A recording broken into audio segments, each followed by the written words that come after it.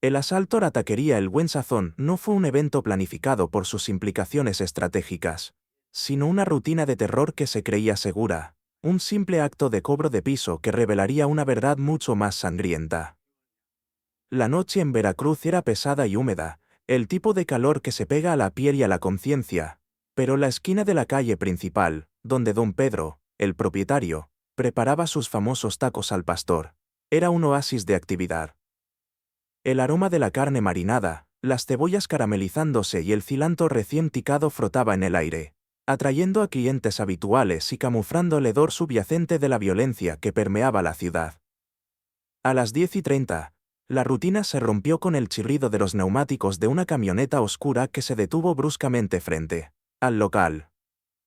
Tres hombres, todos miembros de la célula de extorsión del cártel Jalisco Nueva Generación, CJNG, bajaron del vehículo con una lentitud deliberada, sus movimientos cargados de una arrogancia que habían cultivado durante años de impunidad. Estos hombres, liderados por un joven teniente conocido como El Lobo, eran la representación de la fuerza bruta y el desprecio por la vida civil. Venían a exigir la cuota semanal de protección, un impuesto de sangre que el CJNG imponía a todo negocio próspero en la zona. El Lobo, con su fusil AR-15 colgando de su hombro y sus ojos fríos detrás de un pasamontañas, no veía a don Pedro como un hombre de negocios, sino como una billetera aterrorizada, un simple eslabón en la cadena de ingresos del cártel. Los clientes se dispersaron en un silencio asustado, dejando a don Pedro solo frente a su trompo de carne giratorio. Lo que el Lobo y sus dos sicarios no sabían era que esa taquería, ese humilde negocio de tacos que apestaba a especias y tortillas de maíz, era en realidad una elaborada fachada, un señuelo diseñado meticulosamente para atraer a los depredadores. La carnicería de la que don Pedro supuestamente obtenía su carne, una habitación refrigerada justo detrás de la parrilla, no almacenaba reses, sino armamento pesado, equipos de comunicación encriptada y, más importante aún, era la entrada a un búnker subterráneo que servía como base operativa de una célula de resurgimiento del Cártel de los Zetas, los archienemigos históricos del CJNG en esa región. La extorsión de esta noche, rutinaria para el Lobo, era el error más costoso que su célula iba a cometer. Se estaban preparando para robarle a un taquero, pero en realidad estaban entrando en el refugio de una venganza paciente y sanguinaria. El Lobo se acercó a don Pedro con una sonrisa cruel que se podía sentir a través de la máscara. Estaba a punto de desatar una aniquilación que superaría en brutalidad a cualquier historia de cobro de piso que hubieran contado en el cártel. La única pregunta era, ¿cuánto tiempo tardarían en darse cuenta de que no eran cazadores, sino presas atrapadas en la trampa de un enemigo que habían creído extinguido? El albo falso era la perfección del camuflaje, don Pedro y su taquería. Don Pedro, un hombre de 50 y tantos años con manos ásperas de trabajar la masa y la carne, y una mirada cansada que inspiraba lástima, no era un taquero ordinario. Su verdadero nombre era Silvestre Cárdenas, y había sido un sicario de rango medio para los Zetas durante la peor época de la guerra territorial. Después de que su hermano, un comandante regional Z, fuera traicionado y ejecutado por el CJNG 5 años antes, Silvestre había desaparecido de la lista de objetivos y, bajo la fachada de don Pedro, había montado un negocio exitoso que servía como fachada y centro de operaciones logísticas para un pequeño grupo remanente de los Zetas. La clave de la fachada era la autenticidad, los tacos de don Pedro eran, de hecho, los mejores de Veracruz. Esto no solo le daba un flujo constante de clientes, excelente cobertura, sino también una razón legítima para poseer la habitación fría, la supuesta carnicería, que era la entrada al búnker. El riesgo que corría don Pedro al operar en el territorio del CJNG era inmenso, pero su motivo no era el lucro, sino la venganza. La taquería era un cebo paciente, esperando que la arrogancia y la glotonería del CJNG lo llevaran a intentar la extorsión.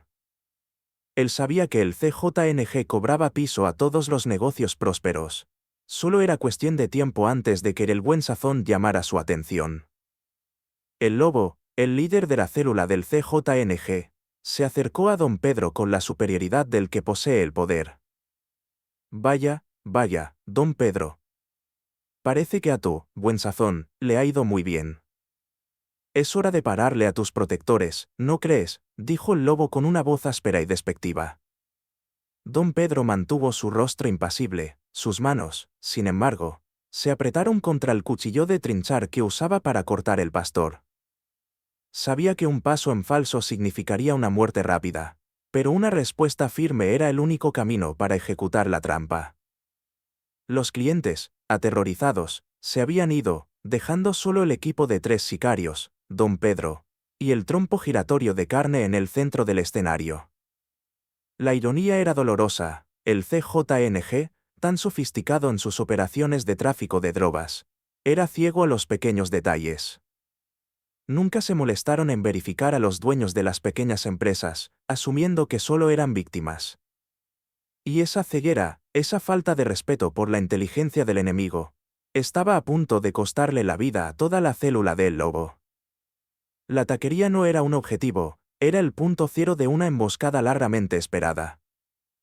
La orden de la extorsión había llegado a El Lobo de manera informal, a través de un mensaje de texto cifrado, lo que demostraba la baja prioridad que se le daba a esta tarea.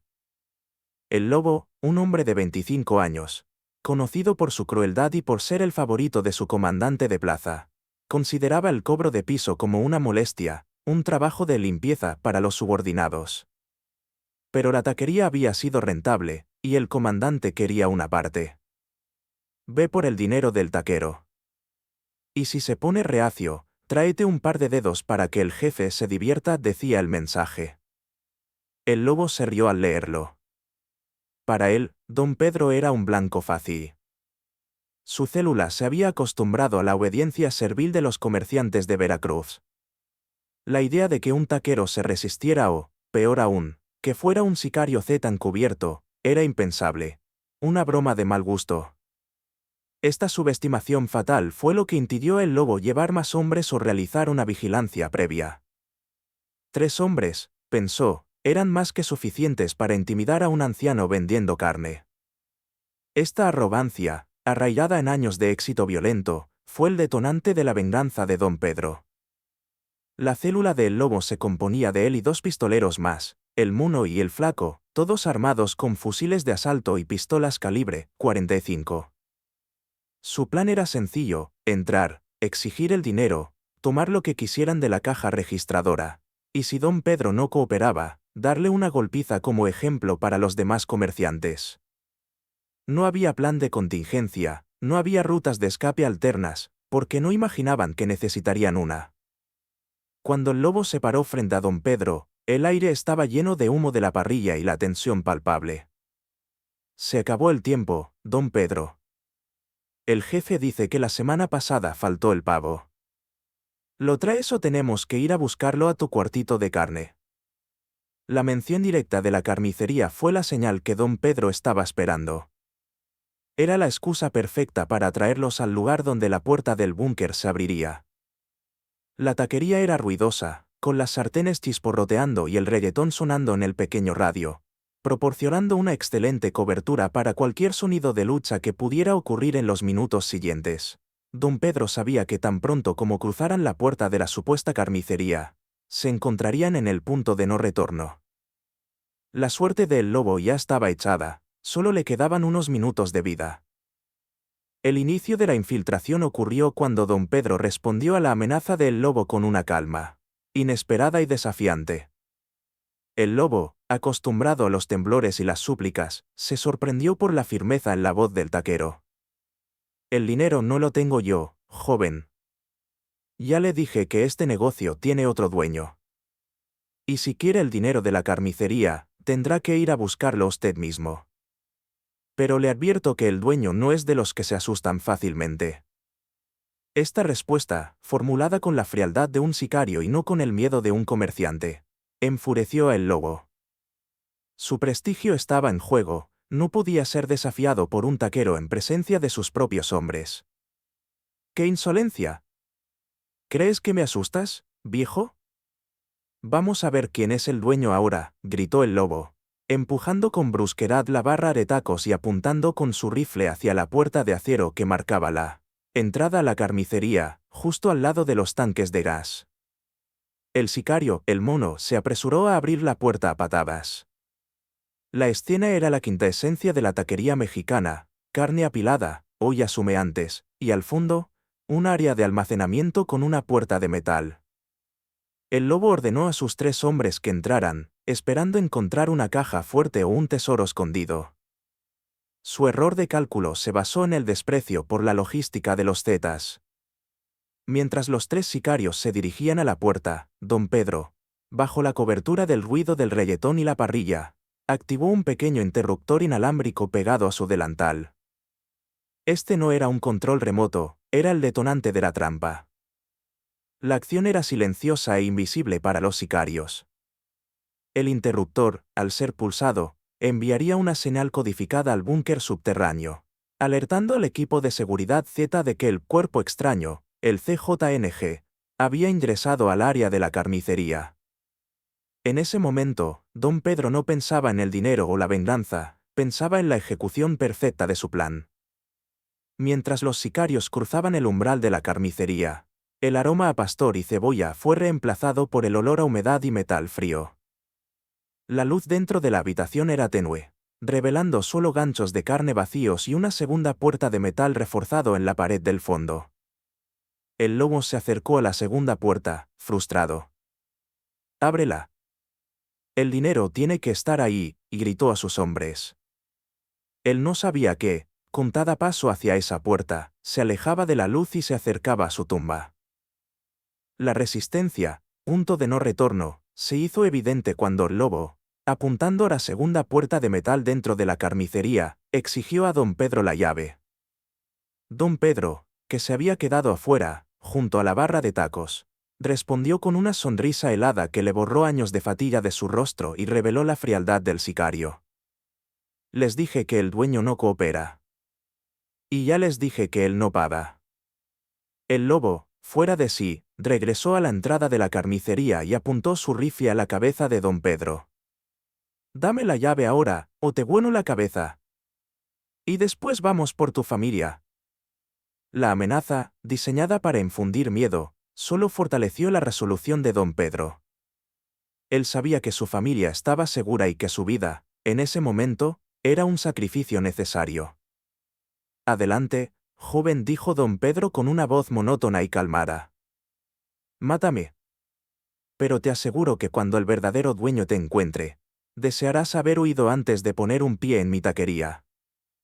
Este desafío final fue el catalizador que don Pedro necesitaba.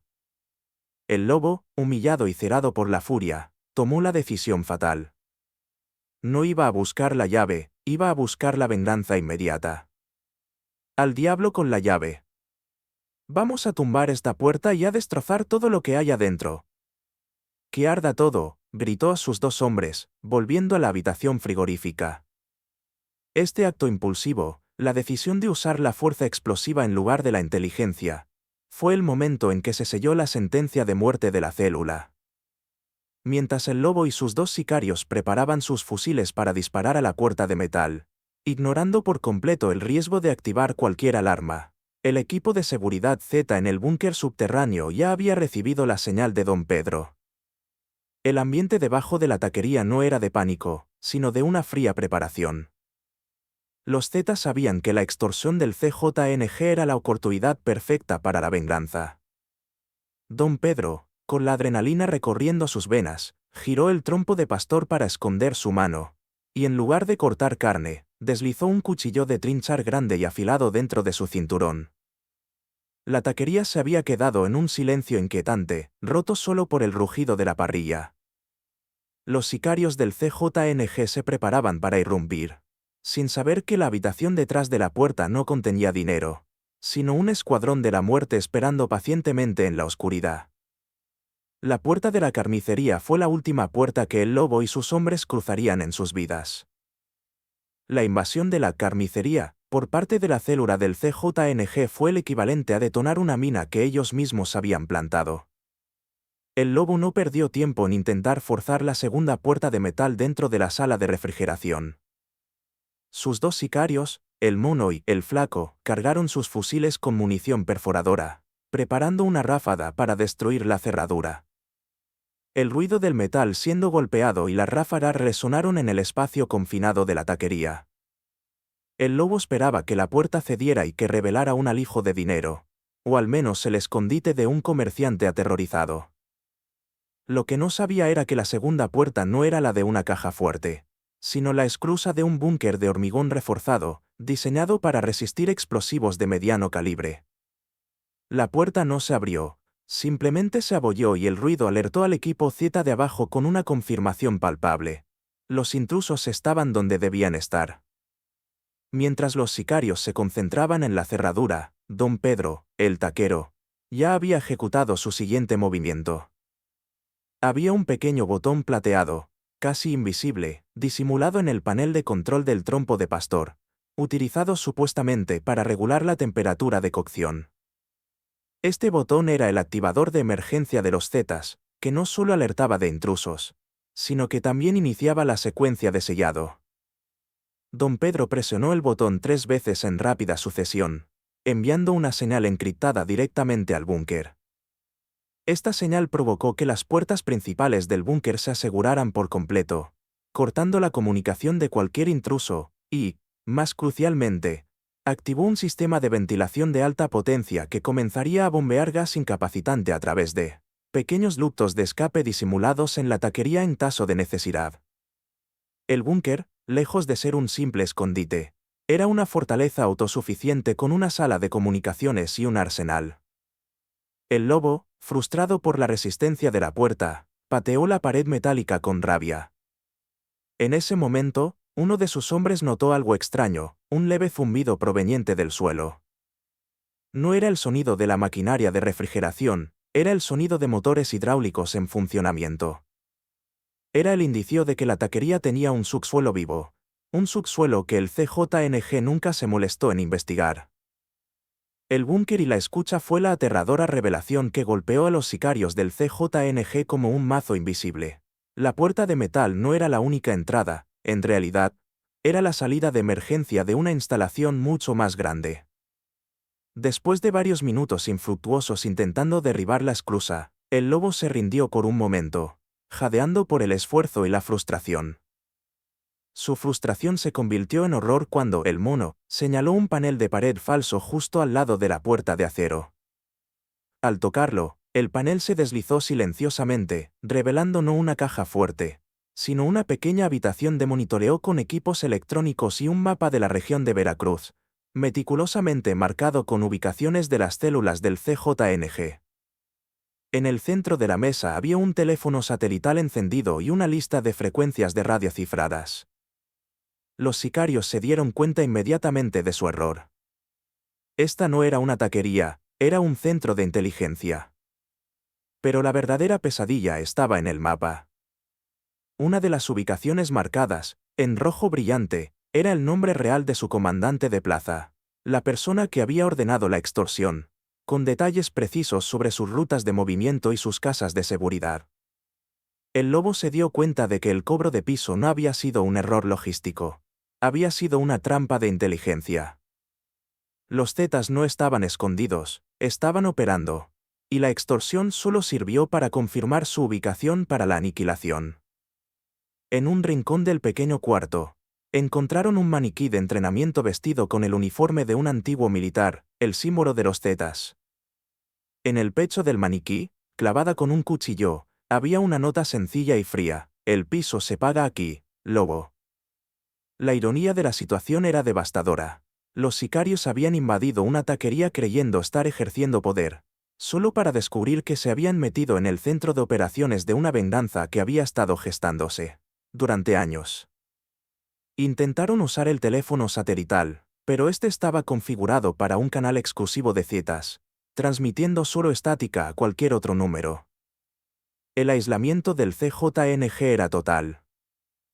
El verdadero dueño, la traición familiar, fue la capa final de humillación que se añadió al horror de la situación. El lobo, al ver la nota clavada en el maniquí, finalmente entendió la profundidad del engaño y el costo de su arrogancia. El verdadero dueño de la taquería y de la operación de venganza no era un simple narcotraficante, sino el hermano de el fantasma. el antiguo comandante Z que el CJNG había emboscado y asesinado 5 años antes durante una reunión de paz falsa. La venganza no era por territorio, era personal y familiar. Don Pedro, o Silvestre Cárdenas, había pasado media década construyendo esta fachada. No para reconstruir a los Zetas como una facción grande, sino para eliminar a los hombres que habían traicionado a su hermano, empezando por los de la célula de extorsión que operaban en su territorio. Al ver el nivel de detalle de la inteligencia Z, el lobo se dio cuenta de que no habían caído por suerte, sino por un plan metódico. Los Zetas no solo sabían quién era su comandante, sino que sabían que el lobo era arrogante y que respondería a un desafío. El cobro de piso de la taquería no fue elegido al azar. La taquería había sido diseñada para ser un cebo que nadie del CJNG dudaría en extorsionar debido a su éxito. El lobo, invadido por el pánico, gritó a sus 2 hombres: «Salgan de aquí. Esto es una trampa. Debemos alertar al jefe». Intentaron salir por donde habían entrado, a través de la puerta principal de la carnicería, pero era demasiado tarde. El sistema de seguridad, activado por Don Pedro, había sellado automáticamente la puerta principal de la sala de refrigeración con un mecanismo de bloqueo magnético de alta seguridad. Los 3 sicarios estaban atrapados en el pequeño cuarto de monitoreo y en la carnicería contigua, sin vía de escape y sin comunicación. La voz de Don Pedro, clara y fría, resonó desde un intercomunicador oculto en la habitación: «Bienvenidos, muchachos del CJNG. Pensaron que venían por tacos, pero acaban de ordenar su propia ejecución. El piso se paga con el mismo dolor con el que se cobró. Y yo soy el cocinero». La humillación era total. El lobo y sus hombres estaban a merced del hombre que habían despreciado como un taquero indefenso. El cerco de los Zetas se completó en el instante en que el pánico se apoderó del CJNG. No fue una invasión ruidosa, sino un ascenso silencioso y letal desde las profundidades del búnker. El equipo de asalto Z no llegó por las escaleras, llegaron por 2 túneles de ventilación de carga, disimulados en los muros de la taquería. El suelo de la cocina principal, donde el trompo de pastor seguía girando con el aroma de la carne, era el punto de convergencia. 6 hombres de los Zetas, armados con subfusiles silenciados y equipados con máscaras de gas, emergieron de las aberturas como fantasmas. Su primer movimiento no fue el tiroteo, sino la neutralización de la visibilidad y el control. Lanzaron 2 granadas de humo a través de los conductos de ventilación hacia el área de la carnicería donde el lobo y sus hombres estaban atrapados, sumergiendo el pequeño espacio en una densa nube blanca. Esto sirvió para 2 propósitos: cegar a los sicarios del CJNG y evitar que vieran la siguiente fase de la emboscada. Don Pedro, que había permanecido detrás de la barra de tacos, se puso rápidamente una máscara de gas que estaba oculta bajo su delantal. La niebla de humo y el grito de pánico de los sicarios del CJNG, atrapados en un espacio pequeño y sin visibilidad, fue el sonido de la trampa. Don Pedro, Silvestre Cárdenas, tomó un rifle de asalto R4 con silenciador de un compartimento secreto debajo de la barra de tacos. Su uniforme de taquero fue reemplazado por un chaleco antibalas ligero que estaba perfectamente escondido. El hombre que momentos antes era un humilde cocinero, ahora era un soldado de la venganza.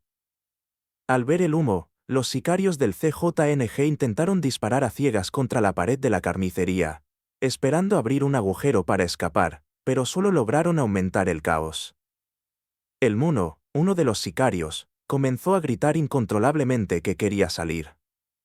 En ese momento, Don Pedro dio la orden final a los Zetas, que estaban moviéndose en formación de asalto a través del humo. Su voz, filtrada por el intercomunicador oculto, era la de un comandante implacable: «Cero piedad. Cobren su piso con sangre».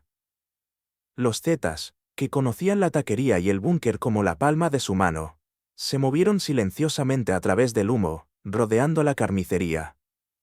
La aniquilación estaba a punto de comenzar.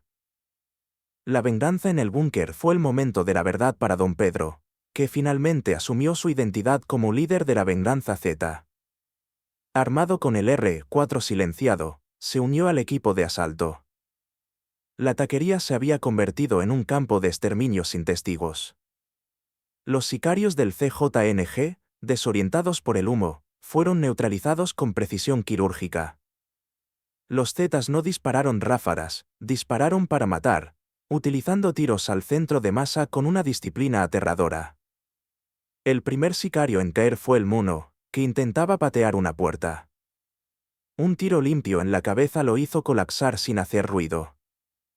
El flaco fue el siguiente. En su pánico, disparó su AK-47 a ciegas hacia donde pensaba que estaba la salida, pero solo impactó los tanques de gas vacíos. Dos Zetas lo flanquearon y lo abatieron con facilidad. El lobo, al ver a sus hombres caer en la niebla de humo sin siquiera saber de dónde venían los disparos, se dio cuenta de que no había forma de luchar. No era una batalla, era una ejecución. Intentó rendirse, arrojando su rifle y gritando que quería negociar. Pero don Pedro no buscaba negociación, buscaba sangre. Don Pedro se acercó al lobo en el humo, su figura emergiendo de la niebla con una presencia aterradora. El lobo lo reconoció, la calma fría del taquero era el rostro de la venganza. Don Pedro no utilizó el rifle, utilizó su cuchillo de trinchar grande y afilado. Con una eficiencia brutal que solo puede provenir de años de experiencia como sicario, inmovilizó al lobo. No lo mató inmediatamente. En cambio, usó el cuchillo para grabar un mensaje en la piel de su abdomen. La taquería, una vez un lugar de comida y vida, se había convertido en el escenario de una venganza calculada. Los Zetas se aseguraron de que todos los sicarios del CJNG estuvieran muertos, excepto por uno que fue dejado gravemente herido para ser el mensajero de la derrota. El búnker, a pesar de ser un lugar de guerra, había ejecutado una operación de limpieza impecable, asegurando que la taquería El Buen Sazón estuviera lista para abrir sus puertas nuevamente a la mañana siguiente. La arrogancia del CJNG había sido castigada con la venganza de un cartel que habían dado por muerto. La limpieza y el retorno al silencio fueron ejecutados con una rapidez y eficiencia que solo pueden provenir de la experiencia en operaciones clandestinas. Apenas 15 minutos después del cese del fuego, la taquería El Buen Sazón había recuperado una apariencia casi normal. Los Zetas, bajo la dirección de Silvestre Cárdenas, don Pedro, utilizaron kits de limpieza especializados del búnker, diseñados para eliminar cualquier rastro forense o biológico. La sangre, la carne y la harina esparcidas por la cocina fueron eliminadas con soluciones químicas potentes, y los cuerpos de los 3 sicarios del CJNG fueron empaquetados en bolsas de plástico grueso, selladas al vacío, y transportados a través de los túneles del búnker para su disposición final en un lugar distante.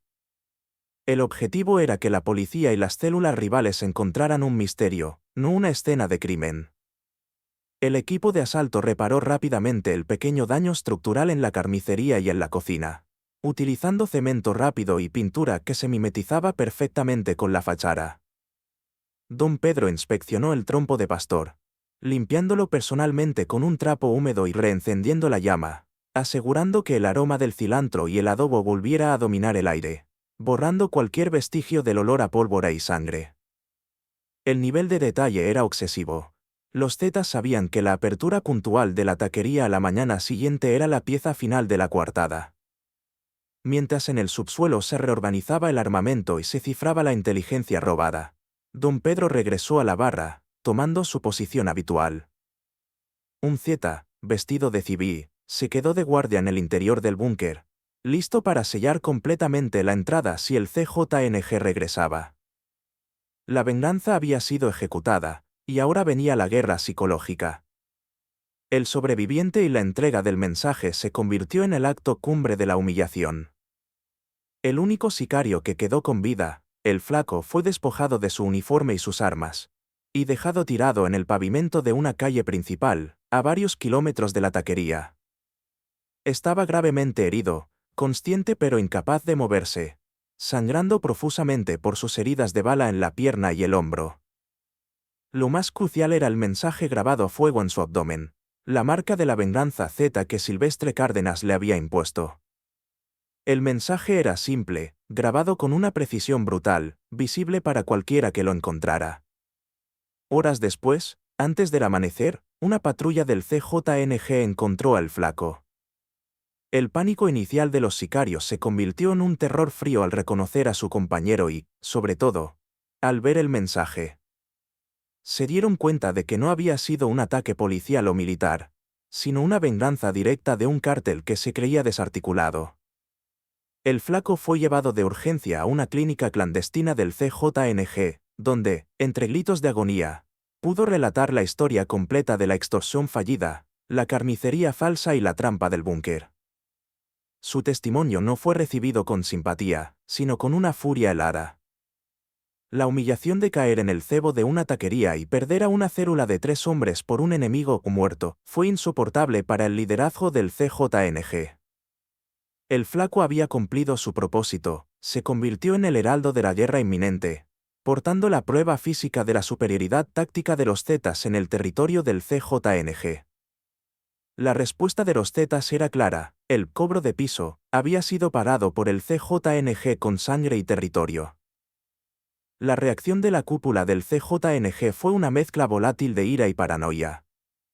Las agencias de inteligencia mexicanas interceptaron inmediatamente las comunicaciones de alto nivel del CJNG, revelando el caos emocional que había desatado el incidente de la taquería. El Mencho, el líder máximo, estaba furioso no solo por la pérdida de hombres y armamento, sino por la burla pública y la implicación de que su red de inteligencia había sido penetrada por un enemigo que había estado operando bajo sus narices. La orden fue inmediata y brutal: encontrar a los responsables, vivo o muerto. Esto desencadenó una purga interna en Veracruz, donde cualquier miembro del CJNG sospechoso de connivencia, o simplemente de incompetencia, se convirtió en un objetivo. El incidente de la taquería obligó al CJNG a desviar recursos masivos para asegurar negocios y fachadas supuestamente inofensivas, sembrando la paranoia en sus propias filas. La célula de Don Pedro había logrado un golpe estratégico. Forzó al CJNG a gastar recursos en la defensa interna en lugar de la expansión. La venganza de los Zetas había cambiado las reglas del juego en Veracruz. El mensaje grabado en el flaco era una declaración de guerra de la vieja escuela, una guerra personal que priorizaba la humillación y el terror sobre la simple ganancia territorial. El CJNG se dio cuenta de que no estaban luchando contra una banda de extorsionadores, sino contra una venganza organizada y con una paciencia letal. La taquería El Buen Sazón se convirtió en un símbolo de la fragilidad del poder del CJNG en la región. El futuro de la taquería y la normalización del terror se materializaron con el amanecer. A las 6 de la mañana, como todos los días, la taquería El Buen Sazón abrió sus puertas. Don Pedro, impecablemente vestido con su delantal blanco, estaba detrás de la parrilla, cortando pastor con la misma calma zen que había exhibido ante los sicarios de El Lobo. El olor a carne, cilantro y tortillas calentadas cubría completamente el aire, un perfecto camuflaje para el drama de la noche anterior. Los clientes habituales regresaron, ajenos al baño de sangre que había ocurrido a solo unos metros. El local operaba como el centro de una guerra secreta, mientras ofrecía la ilusión de normalidad.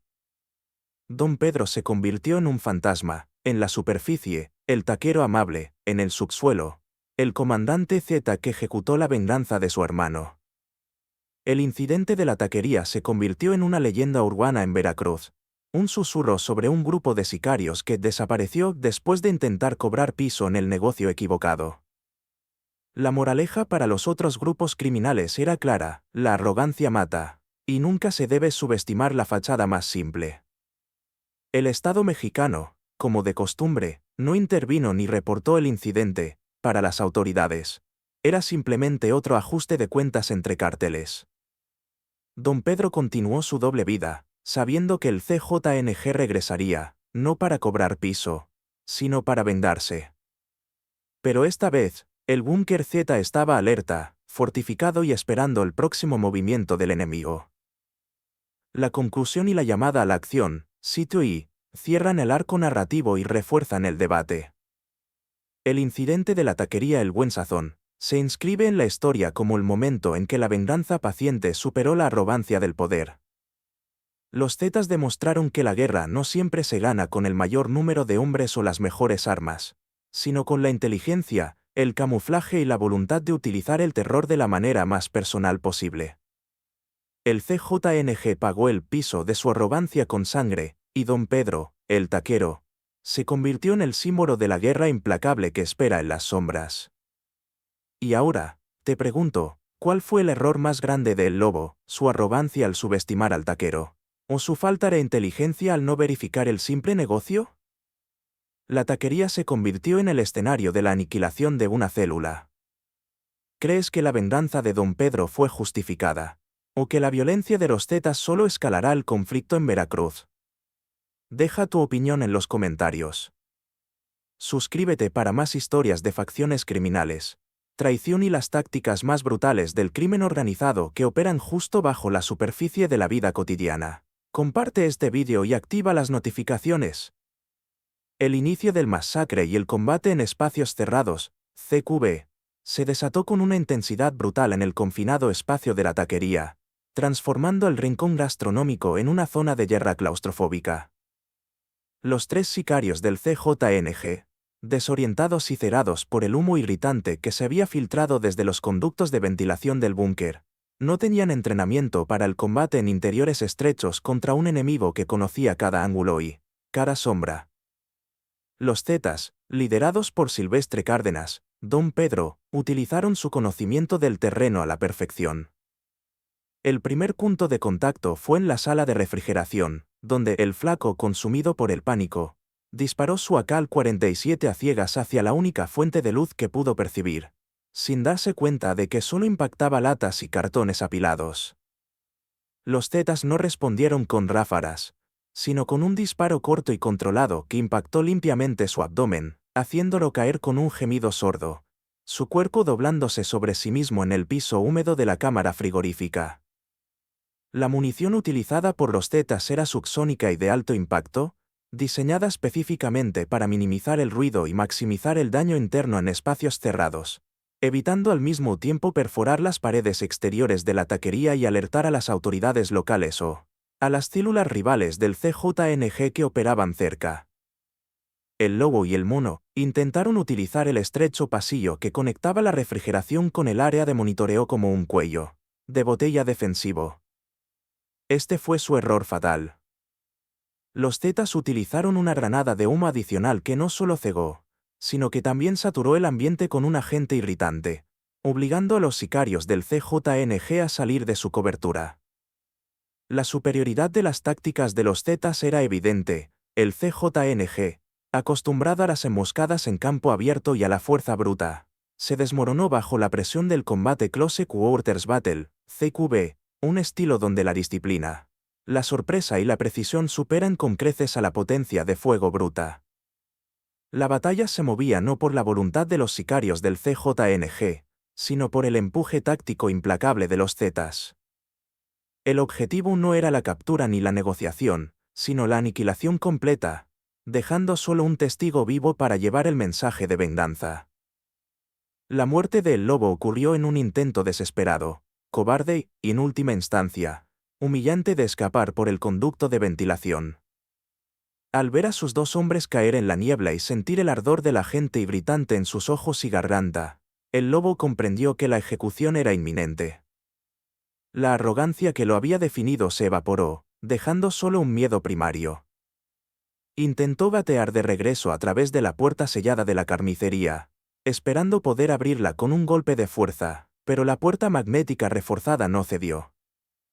En su pánico, recordó el pequeño ducto de ventilación que había visto en la esquina de la sala de monitoreo, un ducto utilizado supuestamente para extraer el calor de los servidores de comunicación.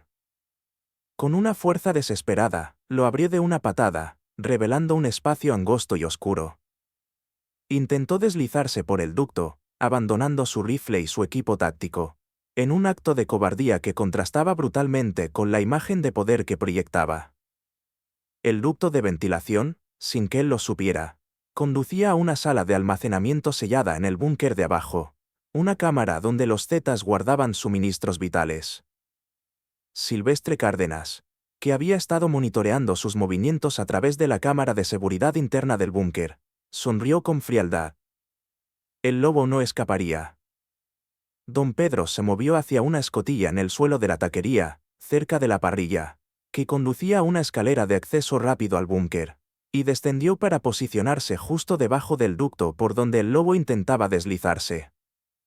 La voz de don Pedro, ahora amplificada por el eco del búnker, resonó desde abajo. «Lobo, ¿a dónde crees que vas? ¿Pensabas que el jefe te iba a perdonar por no pagar el piso? Yo no soy tu jefe, pero tengo un mensaje de parte de mi hermano». El lobo, atascado y con la adrenalina disparada, vio una luz en la oscuridad. No era una salida, era la linterna táctica del fusil R4 de don Pedro. Sin mediar palabra, don Pedro disparó una ráfaga corta y controlada al centro del ducto, silenciada pero letal. El lobo no tuvo tiempo de gritar. Su cuerpo inerte se desplomó dentro del ducto con un sonido húmedo, y el silencio volvió al búnker, marcando la muerte del líder de la célula y el fin de la arrogancia del CJNG en esa operación. La venganza de don Pedro fue una demostración personal de habilidad, precisión y un cumplimiento frío de su juramento de sangre.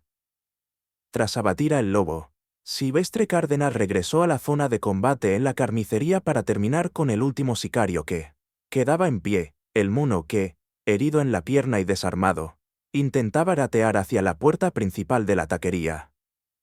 El mono, al ver a don Pedro, gritó pidiendo misericordia y ofreciendo la ubicación de su comandante de plaza. «Por favor, no me mates. Te daré la ubicación del jefe. Sabemos dónde está». Su súplica fue ignorada con desprecio. Don Pedro no buscaba información, buscaba justicia personal y la venganza Z. El destino de El Mono ya estaba decidido desde el momento en que el lobo eligió la taquería como su objetivo. Don Pedro se acercó al sicario herido con el cuchillo de trinchar en la mano, un cuchillo que, irónicamente, solía usar para cortar el pastor. No era un arma improvisada. Era el símbolo de su traición al mundo civil y de su lealtad inquebrantable a la venganza. Don Pedro inmovilizó al sicario y comenzó a hablarle, no con la voz de un líder Z, sino con el dolor encapsulado de un hermano traicionado, contándole la historia de cómo el CJNG había emboscado y asesinado a su hermano en una trampa similar, hace 5 años. Mientras narraba la traición, don Pedro utilizó el cuchillo para grabar el mensaje de advertencia en la piel del abdomen del sicario. Un mensaje de terror y humillación que el mono llevaría consigo, vivo, al cuartel del CJNG. Este acto final de violencia ritual, la imposición de la marca de la venganza Z, fue lo que diferenció esta operación de una simple masacre. No era solo la muerte, era la humillación pública y la declaración de guerra. La batalla se traslada a la cocina y termina con la aniquilación del último sicario que intentó resistir.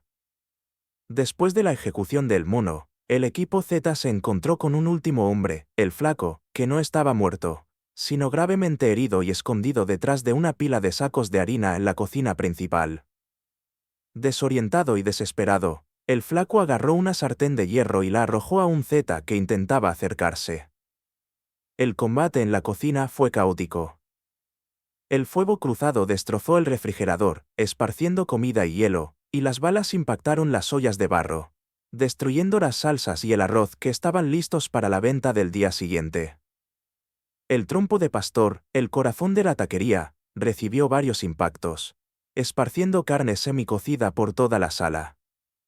El flaco, usando los escombros de la cocina como cobertura, intentó disparar su pistola, pero su herida en el abdomen lo hacía inestable y su puntería nula. Los Zetas no podían arriesgarse a una confrontación prolongada en la cocina debido al riesgo de incendiar el local y exponer el búnker.